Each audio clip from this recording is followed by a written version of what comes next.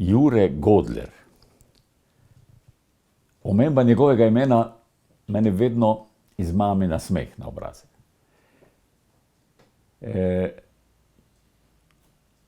Korakajoč po svetu v tem času, ki mu rečemo življenje, srečujemo ogromno različnih ljudi.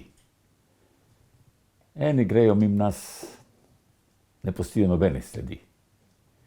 Drugi pa pustijo zelo globoke sledi.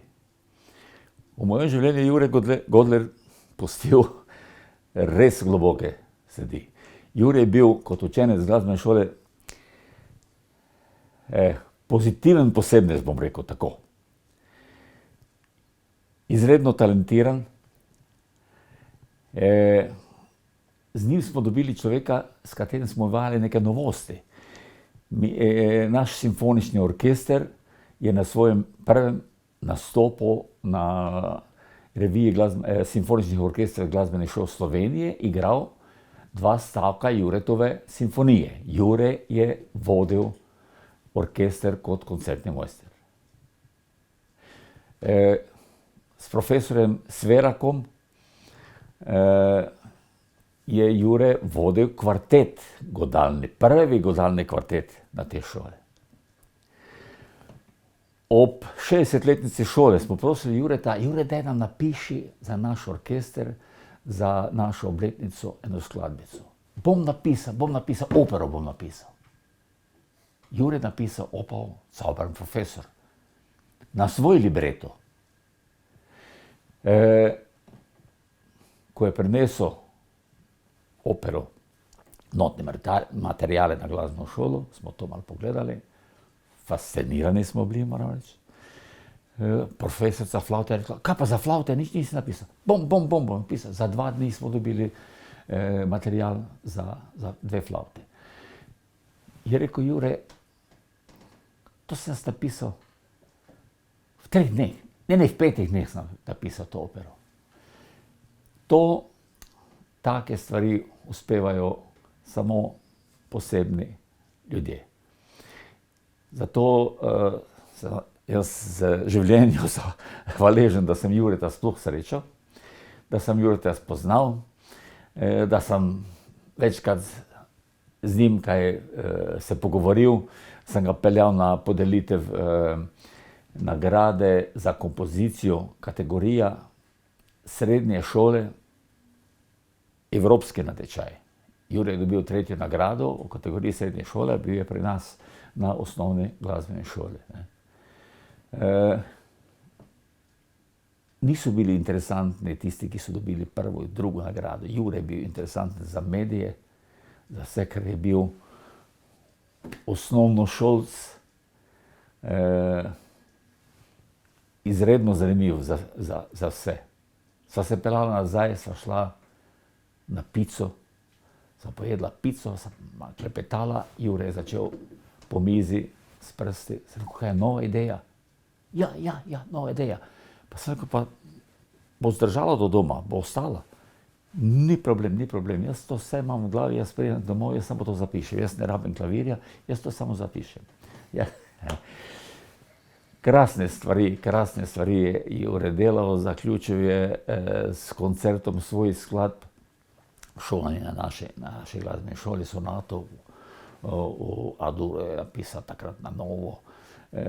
Pustil je glasbeni šoli partituro svoje nove opere in Jure mi je ostal in bo ostal v enem prekrasnem spominu, pa ne samo meni, tudi vsem na naši šoli, sploh pa njegovemu profesoru violine, profesorju Sveraku. Ona 2 sta imela en poseben odnos. Ena anekdota je, Jure je se pripravljal na spremni izpit za srednjo glasbeno šolo. Po počitnicah zimskih je prišel na šolo, je rekel profesor, daj Jure, etido. Kakšno etido? Etido, ki jo pripravlja za spremni izpit. Ja, jaz nisem to nič vadil. Kako nisi vadil? Kaj pa si delal? Jaz sem komponiral. Profesor bi slabe volje. Rekel, kako? Komponiral boš takrat, ko prideš tam, zdaj moraš spremni izpit narediti. Pojdi domov, To se nauči pa pri nazaj. Jure je šel k babici, čez 1 uro je prišel na pamet, je Tido igral. Tako da res so ostali čudoviti spomini. In področje glasbe je s tem, da se je Jure odločil za nekaj drugega, izgubilo ogromno. Ali drugo področje je dobilo. Tako, da je za spoštovati njegovo odločitev, da se ukvarja s tem, s čim se danes ukvarja. In ko ga vidim na televiziji, pravim, vedno mi izvabi nasmeh na obraz. Svojo duhovitostjo, svojo inteligenco, svojim znanjem. Brežičani smo ponosni na Jureta Godlerja. Jure, tako vsestranski si, da sploh ne vem, kje naj se te lotim. Začniva recimo na domači Grudi, kjer se nahajava, Ja. Torej v Brežicah, to je tvoje mesto. Ja. Veliko umetnikov, mogoče predvsem glasbenikov, je nekako odneslo v svet, torej iz Brežic so odšli v svet, tudi tebe. Zakaj?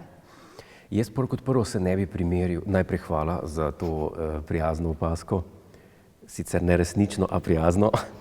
Jaz se ne bi primeril z ostalimi glasbeniki iz Brežic, ker to so bili res kalibri, kolikor jih jaz poznam, ki jih je odneslo po svetu. Jaz se ne bi štel med kalibre, pa tudi v življenju me je pot kasneje zanesla v druge vode, v katerih se zdaj nahajam.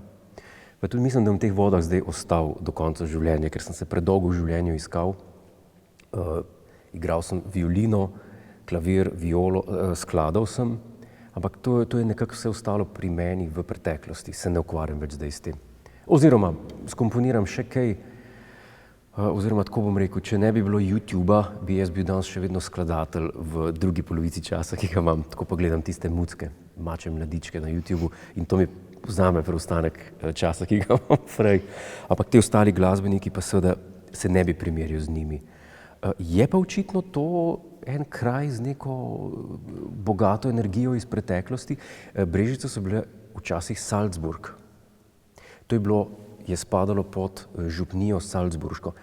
Govorimo o letu 1400 ali 1500. Je bila to ena, se reče temu, eksklava Salzburška.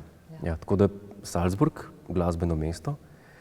Čeprav Salzburg tudi ni bil glasbeno mesto tam v tistih časih, niso imeli teatra, zato je šel tudi Mozart takrat na Dunaj, ker je pogrešal teater v Salzburgu. Takrat je bila cerkev močna in je bila cerkvena glasba. Si tudi zato izbral, Salzburg za svoj študij, ker ti je bil blizu zaradi Brežic morda?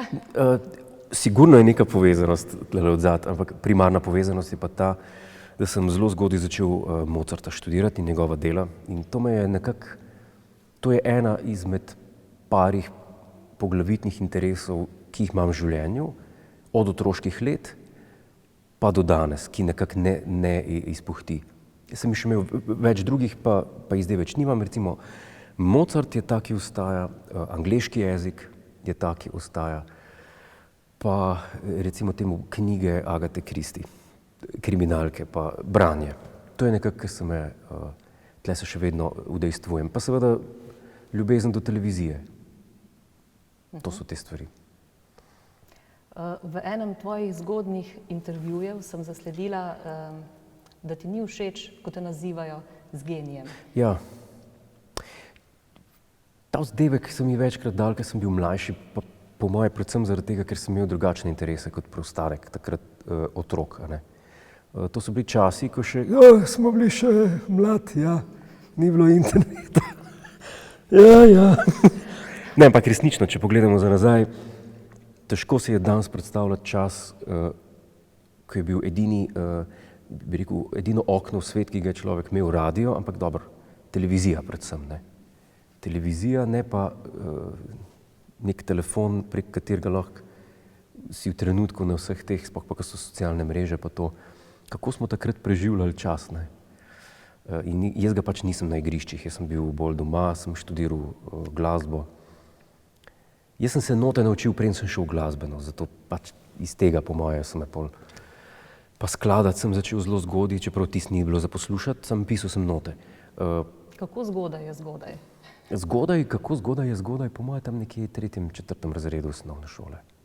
Ampak se pravim, tiste je bilo bolj igranje, ampak potem se pa greš naprej, ne? Vse napreduje. Če grem danes v fitness, pa bom redno hodil vsak dan, bom čez 1 leto prišel ven k Schwarzenegger. Pač človek napreduje, če nekaj vztrajno dela. Ne glede na to, a je v tem dober ali ne. So zelo zanimive raziskave od tega Gladwella, ki je napisal knjigo, mislim, da se imenuje Prebojniki, Outliers, kjer pove, da je že zelo znano je dolgo dejstvo, da če si ti, da je talent, ne vem, 1%, 99% dela in to še kako drži. Da če vložiš, ne vem koliko, 13.000 ur ali 30.000 ur, se ne vem, da boš na koncu na svetovnem merilu ljudi v tej panogi, ki jo prakticiraš. To se mi zdi fascinantno. Torej držiš močen fokus. Ima to res velik pomen, da se osredotočiš. Recimo danes se pogovarjamo, ali 5-letni otrok zna sam izbrati oblačila in jih dati nase. Mozart je pri 5 že komponiral. To ne smemo, tu vedno pademo v past, ne, ko govorimo o zgodovini pa o teh stvareh. Zakaj? Zaradi tega, ker vedno radi pogledamo samo na rezultat nečesa. Nikoli nas pa ne zanima, kako je prišlo do tega rezultata. In pri Mozartu nas fascinira to, da je bil 3-4 leta star in da je igral klavir. Pa da je pri 8 simfonijah je bil že na pri 8 letih je že napisal prvo simfonijo in bil na turneji po Evropi, ampak pozabljamo pa na dejstvo, da je bil njegov oče glasbenik in je Mozart bil rojen v glasbeno družino, kjer se je od jutra do večera igralo, pelo.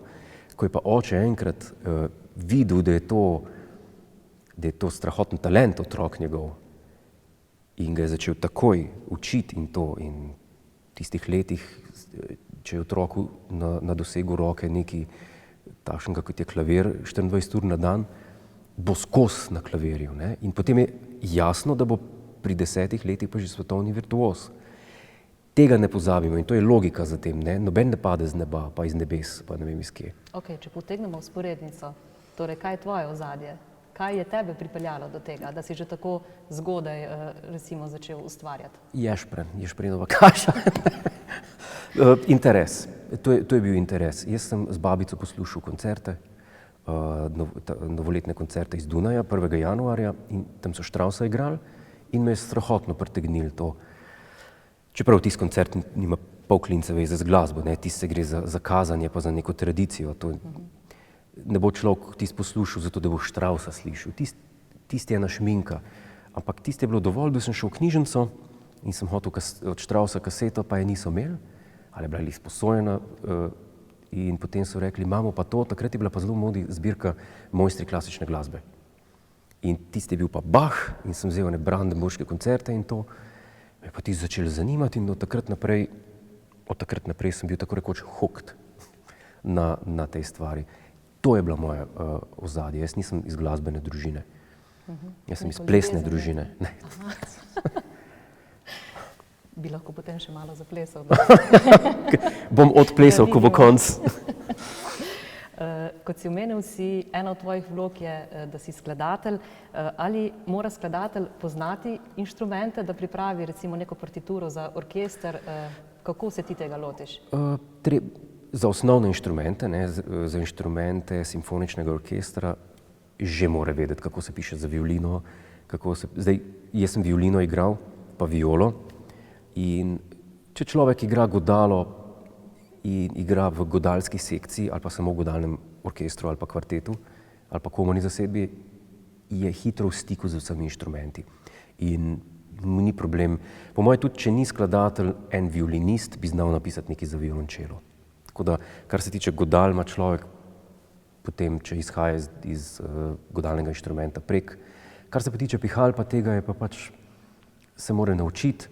Slej ko prej pa pride tudi v stik s inštrumentalisti, pihalci, trobilci, tako da ve, kaj pisati. Sploh pa, da gre človek v kompozicijo študirati, mora toliko pa toliko stvari prej preštudirati.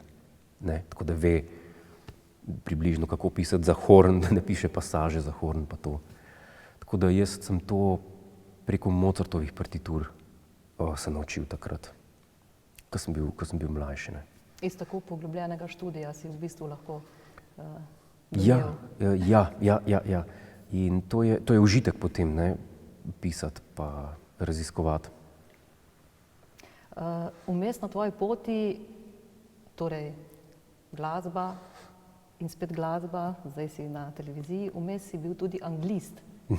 Koliko časa je trajala ta ljubezen in kako se še vedno izraža? To sem pa še vedno. Angleščina mi je bila pa položena v bistvu, ko se reče temu zibelko,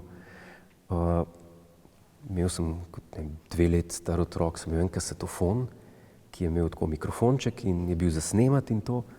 In doma sem našel 2 jezikovna tečaja in podjetja, ki danes več ne obstaja, je bilo pa največje britansko podjetje za učenje jezikov. Imenuje se Linguaphone in izvira iz Londona. Mislim, da imajo vsega skupaj, so imeli, zdaj se to zelo težko dobi, mogoče na eBayu. Imeli so, mislim, da 33 ali 40 jezikov, tečajev jezike. Od angleščine do kitajščine, japonščine, vse. In mi smo imeli angleščino pa nemščino. In jaz sem poslušal vse kasete 100-krat, ko sem bil 3 leta star, 4, sem tisti tečaj znal na pamet, spredi in odzadi. In potem sem se pa še snemal lahko, nekaj imel in sem še to snemal, dialekte britanske in to. In to je pa nekaj, kar sem pa po moje jaz dobil tako v zibelko, tako zgodaj, kot je Mozart, muziko. Zato to je pa še prva stvar, s katero bi lahko rekel, da sem se ukvarjal kot dojenček. Tako da sem zelo hvaležen svoji družini, da so imeli te stvari takrat pri roki. Ker sem prepričan, če teh setov za učenje jezika ne bi bilo doma, da mene danes ne bi jeziki tako zanimali. To sem pa 100%. Ker ne bi prišel drugje v stik z jezikom kot na televiziji. To je pa tisto, jaz pravim temu površno znanje, ko vsak misli, da zna angleško. A ja, kje pa to, France sem gledal, a ja, pa znaš. Ja. To ni. Se človek nauči marsikaj praktičnega izgledanja telenovel, ampak uporabno pa po moje bolj malo. Bi lahko rekel tudi, da imaš tako dober spomin ali je to ponavljanje tisto? Ponavljanje. Jaz nimam nobenih izrednih talentov, ki bi se zaznali na kakršnem koli testu, ampak je samo vztrajnost. To se mi zdi, da pri ljudeh manjka tega. Da sploh v eni taki majhni državi, kot je naša, če človek ni vztrajen, pa če ne vztraja pri tistem, kar počne, če ne dobi nekega instant zadoščenja, pa instant v današnjih časih profita, ljudje kar odnehajo. In to se mi zdi narobe. Če se za nekaj odločiš, dokončno odločiš, moraš vztrajati. Ti si se večkrat odločil, ne? Pa si tudi vztrajal? Jaz sem se dolgo iskal, ampak tisto, kar sem pa pol našel, pa zdaj vztrajam že 20 let. A je to voditeljstvo? Med drugim, ja. Voditeljstvo pa pisanje romanov. 7 let te že gledamo je res 7? Ja. V oddaji Ta teden z Juretom Godlerjem. Avtorski oddaji, verjetno? 8.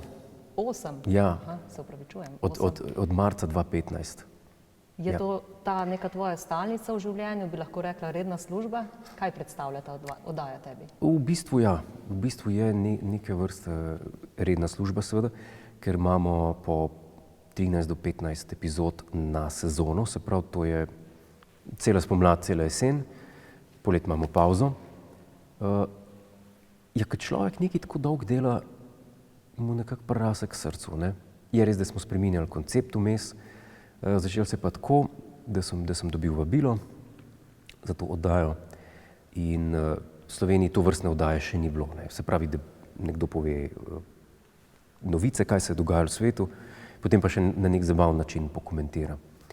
In nisem predtem sodeloval pri nobeni TV oddaji, pri kateri tudi nisem bil voditelj glavni, ampak sem samo sodeloval zraven, da bi toliko dolgo trajala.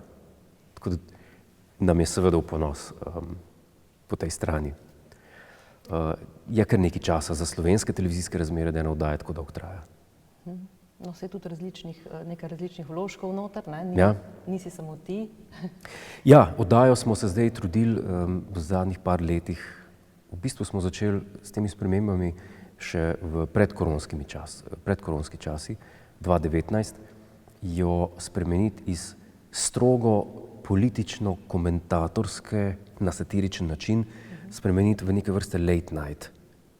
Late night televizija, to je pač ameriški koncept, ki vsebuje marsikaj od političnega komentiranja do komičnih vložkov, do posnetih skečev in tako naprej in tako dalje. Ne delamo pa imitacij, ker to je pa nekaj, ker se pa naši kolegi iz RTV Slovenija bolj spoznajo na to, kot so Tilen Artač, Jure Mastnak, Sašo Hribar. Tudi sam si včasih bil del te ekipe. Tam sem bil kar nekaj časa, od 2004 do 2010 sem bil na Radiu Ga-Ga. Tam sem v bistvu začel delati na televiziji.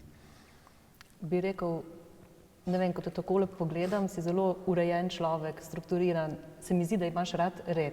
Ne, to sem naven, se nisem niti stoširil. Sam parfum imam na sebi.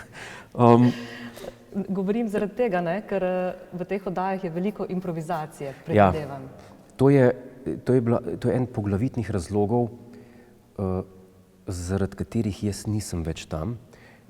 V odgovor resen na vprašanje tvoje je pa ta, da jaz nisem dober improvizator.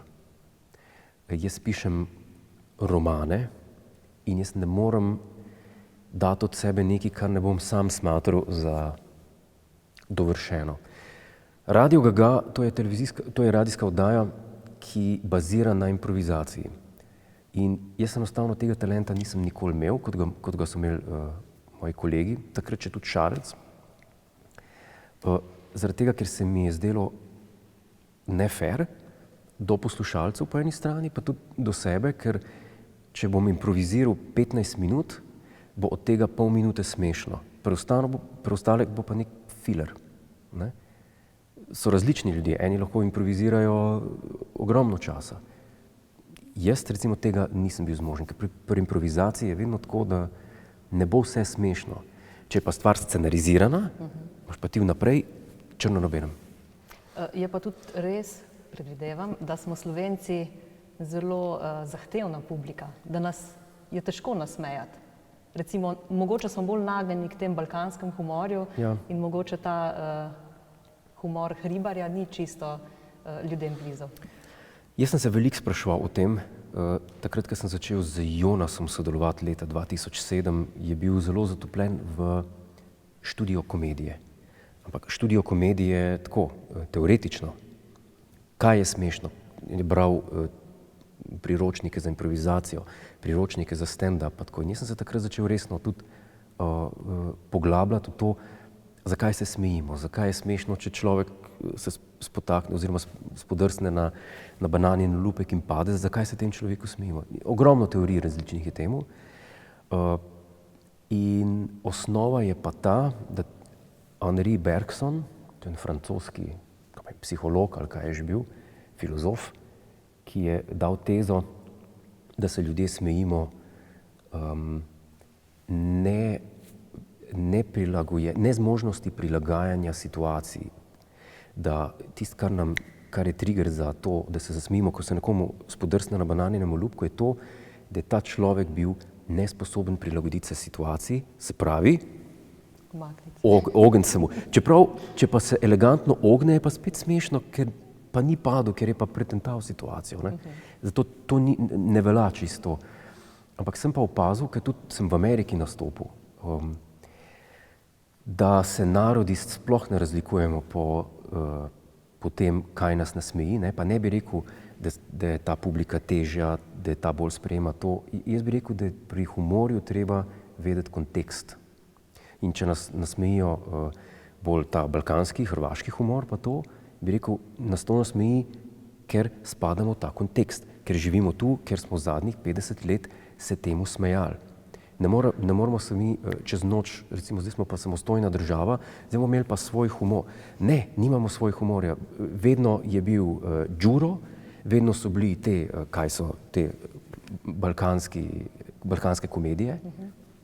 Pa vedno smo imeli enega Franceka s kapo pa z naramencem, ki prije med veselico povedati, kjer joške visijo. To smo zmer imeli in to vedno bomo imeli. Se opravičujem, ker sem tako posreden, neposreden, ampak to je smešno Slovencu, Hrvatu, Angležu, Kitajcu, Rusu, Avstralcu. Amen. Še ena tvoja ljubezen so podcasti. Eden mogoče najbolj vidnih ta hip je Gospoda, ki ga pripravljata z Davidom Urankarjem. Tudi začetna oziroma zaključna špica sta tvoji, če se ne motim. Ja, to je moja simfonija, ena za uvodno špico, ki smo jo igrali. Ta simfonija ima v bistvu to predzgodbo, da pokojni predsednik Drnovšek je imel eno svoje gibanje za pravičnost in razvoj, mislim, da se je imenovalo, in jaz sem njega spoznal 2006, mislim, da, in smo se nekaj časa družili in to, in on je naročil pri meni simfonijo za to svoje gibanje. In jaz sem to simfonijo napisal. Ampak je žal, je bil prej pokojen in je potem so pa to simfonijo vseeno igrali, RTV Slovenija simfoniki. In to je ta simfonija. Ta v Gospodih. Tako, za uvodno špico. Gospoda, ali je bil prej, bom rekla, eleganten Jure, ali se je izoblikoval skozi te pogovore, te podcaste Gospoda? Fine stvari so mi bile zmer blizu in s kolegom Urankarjem smo se veliko pogovarjali o tem, kako se danes v teh digitalnih časih, v digitalni dobi porazgublja ta nek, bi rekel, uživaški način življenja, kultiviran, gospodski celo. In zato smo se odločili ta podcast narediti, kjer bi se ravno o teh temah pogovarjala. O oblačilih, v tej hitro potrošni dobi in tako naprej. In na to idejo smo prišla, ko sva golf igrala in tam se največ idej dobi, ko človek hodi pa tolče s palcem. Ni treba po žogci, lahko to druga, ampak takrat največ idej pride ven. Enkrat si omenil, da nisi ravno športni tip, ampak kot zdaj praviš, igraš tudi golf, igraš tudi šah, morda tudi sabljaš ali notuješ, to je tudi en tak eleganten šport, pa ravno zdaj, ko se va v tej prečudoviti viteški dvorani, če ti lahko zaupam, preden si prišel, smo izbirali lokacije, kje bi bili. Pa smo razmišljali, ali bi bil v viteški dvorani, ali bi te dali mogoče v poročno dvorano, pa se nekaj slednja, ne ostane za kako drugo tvojo posebno priložnost. Je res lepa, stilsko urejena. Tudi to je tema v bistvu v teh tvojih pogovorih z Davidom. Dotikaš se vsega, torej omenil si parfum, knjige, stilov oblačenja, celo odnosov med ljudmi. Ali tudi to zaznamuje tvoje pisateljsko delo, pisateljevanje? Jaz mislim, da človek, ki hoče pisati o ljudeh, mora pozorno ljudi opazovati. In vsekakor črpam pri idejah za svoje like iz lastnega življenja. Težko bi rekel, zdaj se bom pa spomnil en lik, ki ga nisem nekoč spoznal. Ali pa ki ne bi bil mešanca 5 različnih likov ali pa 2. Zato mislim, da so vse literarne figure, da izhajajo iz neke vrste osebnih izkušenj pisatelja, pisca. Torej to neko socialno-družbeno življenje med ljudmi, spoznavanje različnih okolij, različnih interesov, od glasbe, pisateljstva, torej televizije, sigurno ti je to pustilo? Absolutno. In recimo, da se nam z Davidom zdi pri tem podcastu to še toliko bolj podobno, ker smo v zadnjih koliko letih, odkar so družbena omrežja ali družabna omrežja, da res se trgajo vezi fizične med ljudmi, ker vsa komunikacija in vsa prisotnost, vse se zdaj koncentrira na internetu in recimo temu Twitterji razni forumi in tako naprej in tako dalje. To je danes en klik oddaljeno, oziroma pol minute, da človek odda svoj zapis in ga hkrati bere toliko pa toliko ljudi. 100 let nazaj bi bilo treba iti v eno zakotno ulico pa s sprejem nekaj na steno napisati. da bi lahko potem to ljudje Če bi brali. hotel ostati anonimen, ne, verjetno, ker tudi prek spleta smo lažje anonimni kot pa Tako. v fizičnih odnosih. In zdaj to ratala ena, bi rekel, kolektivna zavest, do katere ima cel svet dostop in enostavno ni več tistih medsebojnih stikov in to bi rada z Davidom nekako obudila spomin na stare čase, ko smo se še zvečer dobili, brez telefonov, ob kozarcu viskija in smo se pogovarjali, potem smo šli pa spat. Od nekdaj torej viski. Viski so dobre stvari. Ljudje težko zanemarimo svoje korenine in se radi vračamo k njim. Ni nujno fizično, lahko tudi prek nekih spominov. Recimo Marcel Proust se spominja Magdalenic namočenih v lipov čaj. Imaš tudi ti kakšne take spomine, torej preko vonja, praviš, da si ljubitelj parfumov, preko glasbe? To mi je tako smešno, da si zdaj to omenila.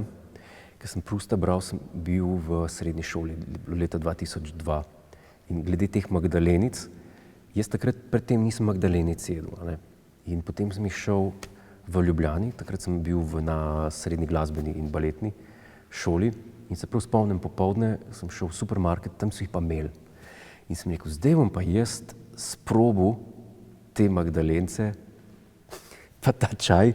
Če je to res to. Ja, čeprav jaz nisem pil lipov čaj, jaz sem vzel Earl Grey, angleški čaj.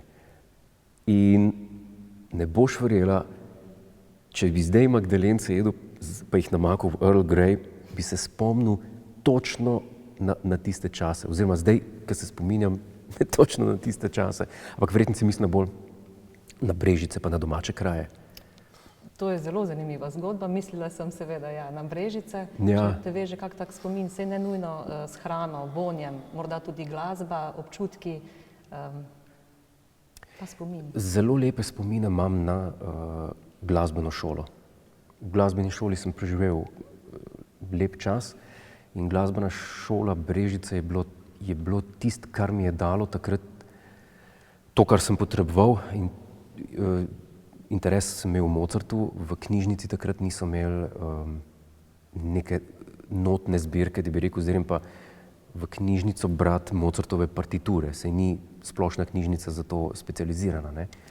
In sem pa vse to najdel v glasbeni šoli Brežice in nekdanji ravnatelj, gospod profesor Križanič, mi je prijazno dovolil, da sem to študiral. In še ko je bila v stari stavbi glasbena šola, jaz bi rekel, da so to najlepši spomini. Pa najlepši spomini tudi padajo zraven, ker sem prvič v življenju slišal svoje skladbe v glasbeni šoli, ki smo jih igrali, oziroma ki smo jih igrali z orkestrom takrat. To mi je bilo takrat zelo veliko vredno, ker je težko si predstavljati za nekoga, ki ni skladatelj, bom rekel, kakšen občutek je, ko se z eno stvarjo mučiš, pa komponiraš, pa pišeš, pa ti potem nekdo to zaigra, dobi zvočno podobo. Tako da bi rekel, čas v glasbeni šoli je najlepši čas bil iz otroštva. Glasbeni spomin je menda zelo močna stvar. Tudi ljudi, ki so bili precej dementni, so preizkusili in spustili neko glasbo in dejansko so jim s to glasbo priklicali spomin, ki ga prej niso dosegli. Kako ti gledaš na to? Imaš tudi ti kakšno tako asociacijo, ko nekaj slišiš, te spomni na en čas? Tudi na to sem se na podoben način poglabljal, kot v vprašanje, kaj je smešno in kaj ni. Tukaj sem pa takšnega mnenja, glasba kot umetnost. S tem vprašanjem sem imel velike težave v nadaljevanju svojega študija, zaradi tega, ker, da najprej govorim, glasba je zame jezik. Nič drugačen kot jezik literature, jezik slikarstva, jezik poezije, sploh nima, ali pa kakršenkoli govorjeni jezik. Zakaj? Če človek uživa v glasbi, glasba z njim govori. Če Mozart napiše uverturo, Figarovo svadbo, ki jo poslušamo še 300 let potem, glasba z nami govori.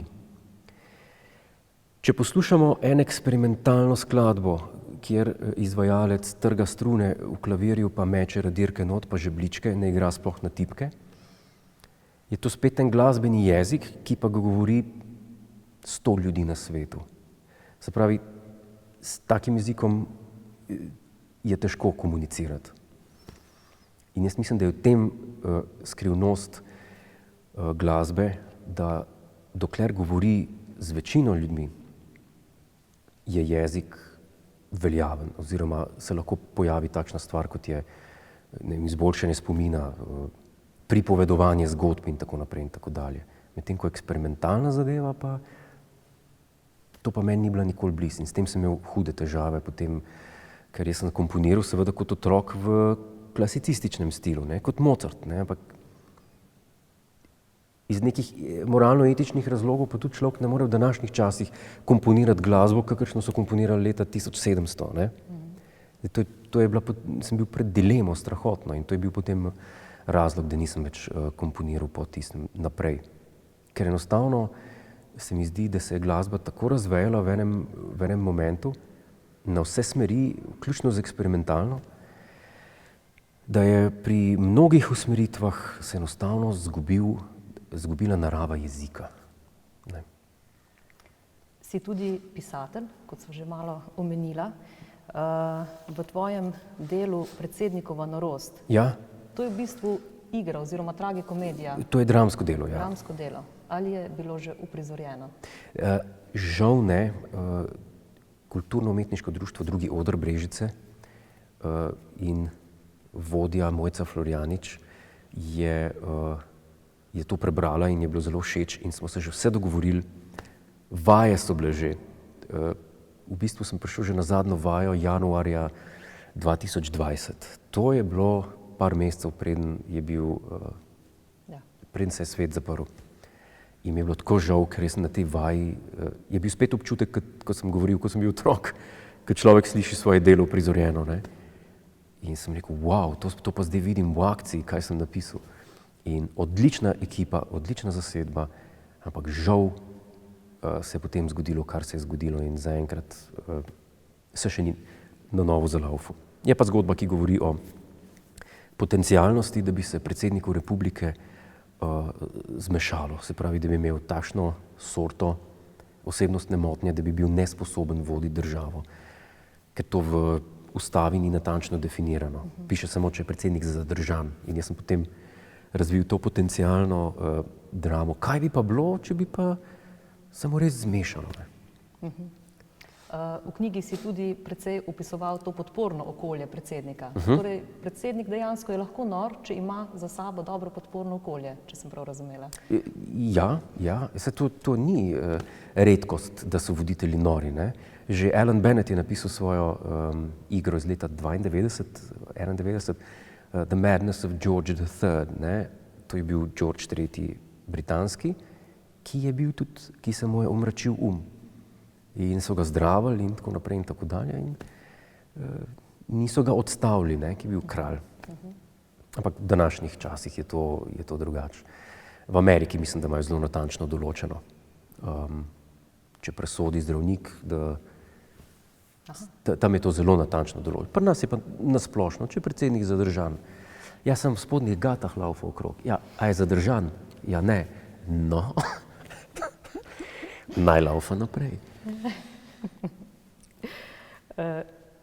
Kaj recimo je bilo tisti razlog, da si se lotil takšnih romanov, pustolovskih na nek način, kot agenti, ki... Vohunsko duhoviti romani. To je moja ljubezen do James Bonda. In vsi poznamo Austin Powers in podobne parodije, ampak te so se mi vedno zdele, recimo temu, malo čez rob. To je že, ali pa komedije, ki so Gola pištola, Napihnjenci ali je Pilot v letalu in te zadeve. To mi je vse bilo vedno zelo smešno, ampak mi je bilo malo čez rob, se mi je zdaj malo neverjetno. To je film sestavljen iz vinjet, komičnih, nadrealističnih. Jaz sem pa hotel narediti eno parodijo na vohunski žanr, ampak ki bi bila še vedno zgodba zakoreninjena vsaj delno v realnem svetu. In potem sem začel s temi romani. Casino Banal, Vohun, ki me je okužil, in zdaj izide oktobra Dr. Nobody. To je zgodba, ki opisuje življenje dveh agentov. En je slovenski agent Sove, Novak, drug je pa britanski agent na izmenjavi Spencer. In to malo sta nesposobna, malo ga rada popivata in potem pride do velikih incidentov, ki upam, da zabavajo bralce in bralke. Pa so te zgodbe povezane ali vsako delo predstavlja svojo zgodbo? Generalno so zgodbe povezane, ampak delujejo pa tudi, če se berejo posamezni romani. Torej se navdušuješ nad bolj nobel, sofisticiranim stilom, Brutalci ti verjetno niso blizu. Blizu slovenska literatura mi načeloma ni bila blizu in zato krivim seveda delno sebe, delno pa šolski sistem, ampak delno, predvsem sebe. Jaz se spomnim, oziroma jaz sem človek, ki ne bo zgubljal časa s stvarjo, ki ga ne zanima. Oziroma v kateri ne more najti minimalen interes. Minimalen interes. Stvar, v kateri imam interes, bom požrl od zunaj, od makrokozmosa do mikrokozmosa. Ni stvari, ki je ne bom prebral, recimo na temo Mozarta, na temo, ne vem, romanov Agatha Christie. Ne more me Agatha Christie zanimati, pa prebrati sam 5 romanov njenih. Ali bom prebral vse 10-krat, ali pa ne bom nobenega, jaz sem tak človek. In se spomnim, v osnovni šoli smo brali Pomladni dan. Jaz to vem, da je to eno največjih del slovenske literature, ampak to je delo, v katerem jaz ne morem najti nobenega interesa, razen naslajanja nad lepoto jezika, v katerem je napisan. In jaz se spomnim, kako sem se mučil, ko sem to bral, in potem Pod svobodnim soncem, spet en vrhunski roman slovenski, ampak ni zame. In nazadnje sem imel ta problem pa pri Alamutu. Ista stvar. Krasen roman, ampak to ni zame. In pri takih stvarih meni koncentracija uhaja drugam in enostavno ne morem. Tako da moji interesi so drugje, no. Okay. Živiš zdaj v Brežicah? Ali? Živim v Brežicah, živim v Ljubljani, živim v Trstu, povsod sem. Jaz sem tako kot pokojni mož kraljice Elizabete, ki je bil seveda od vse povsod in je na koncu pristal v Buckinghamski palači, ampak tudi tam ni imel nikoli za dom. In je napisal enkrat, ko se je podpisal v knjigo gostov, je napisal no fixed abode, se pravi brez stalnega prebivališča. Jaz sem človek sveta. Čeprav težko je, ne? Težko je gledati dan danes pa se čuditi, kako smo v osnovni šoli bili, pa smo šli v Ljubljano na izlet. To je bil dogodek leta, izlet v Ljubljano. Zdaj je pa 50 minut. Kaj pa je 50 minut? Pred kratkim sem bil na, recimo temu, road tripu po Italiji in Franciji, Nemčiji. Naredil 4-5 tisoč kilometrov in tam človek vidi, to so razdalje. Ko se pripelje v Francijo, ne vem, pri Študgartu pa vidi Pariz 542. Tlele pa človek zapelje na avtocesto, pa piše Ljubljana 88. 88 kilometrov. Tako da s temi avtomobili in to. To sem te hotela vprašati, ne? Živel si v prestolnici oziroma še živiš v Ljubljani, praviš tudi Trstu. Tam so možnosti praktično neomejene, tako za neke odnose kot priložnosti, možnosti. Spoznaš oziroma družiš se lahko z podobno mislečimi ljudmi, torej lažje jih najdeš v nekih tako skoncentriranih mestih. V gostilnah. Aha. Kaj pa v Brežicah? V Brežicah recimo zdaj sredi poletja loviš kresničke, uživaš v kakšni dobri pijači? Ne boš verjela. Jaz sem bil v Brežicah, jaz sem star 38 let. V 38 letih, to se zdaj ne hecam, v 38 letih sem bil jaz v Brežicah na pijači zunaj in še to poslovno, ne več kot 5-krat. Jaz nisem imel v Brežicah razen osnovne šole, nikoli nobene družbe, nobenega ne poznam v Brežicah. Spomnim se nekih ljudi iz mladosti, ampak zunaj nisem bil pa v Brežicah nikoli. Ker sem relativno hitro, takoj po osnovni šoli, sem šel v Ljubljano in vedno, ko se vračam v Brežice, razen v trgovino, je mene nemoč videti kjerkoli. A je to na nek način poziv tvojim nekdanjim prijateljem iz mladosti, da te pokličejo in povabijo na pijačo? Pošljite mi pismo. Pošljite mi pismo. Zakaj je temu tako, ne vem. Po moje zaradi tega, ker sem v osnovni šoli bil študiozen, sem skozi študiral to glasbo. Pol, ko se pa vračam, sem pa itak, če sem pri domačih, ali me pa ni. In tudi, če nimaš družbe, po moje težko hodiš. Dobro, na pokopališče grem. Recimo, na pokopališče. To človek gre pogled, da ne bojo rekli, da je pa čista baraba rado. Ne, na pokopališče grem. Ampak da bi pa kogarkoli imel poznanga v Brežicah, razen svoje družine, pa ne. Pa vseeno ostajaš oziroma ti je prijetno? Ja, ker vem, Brežičani so fajn ljudje, fejst ljudje. In mi je prijetno v tem okolju. Tudi rad imam Brežice, so mi lepe. Zdaj ne vem, a je to zato, ker sem bil tukaj rojen, pa gledam recimo stare razglednice Brežic, pa se peljem skozi Brežice, pa tako vedno rad pridem nazaj, ker se mi zdi, tu je pa lepo mesto. Mirno mesto, lep center star, tukaj sploh okrog gradu in tako naprej in tako dalje, ne. Res je meščansko, ne? In ti kot gospod verjetno to opaziš in ja, ceniš. Ko pridem na Jesenice, si mislim, a je to zato, ker nisem, če bi bil na Jesenicah rojen, a bi mi bilo tam, bi rekel, Penti so Jesenice, lepo mesto, ta dimnik, a ni lep. Ne vem, mogoče pa to zaradi tega, ja. Kako je že tisto, vsaka riba se vrne v tisto mlako, kjer je, ne vem. Jure, hvala za tale pogovor. Z največjim veseljem, hvala za vabilo. Veliko ustvarjalne energije ti želim še v prihodnje. Enako. In uživaj tudi v Brežicah ob kaki pijači. Najlepša hvala, enako. Zdaj ga moramo peljati na pijačo, ja, ne? pojmo pit, kaj?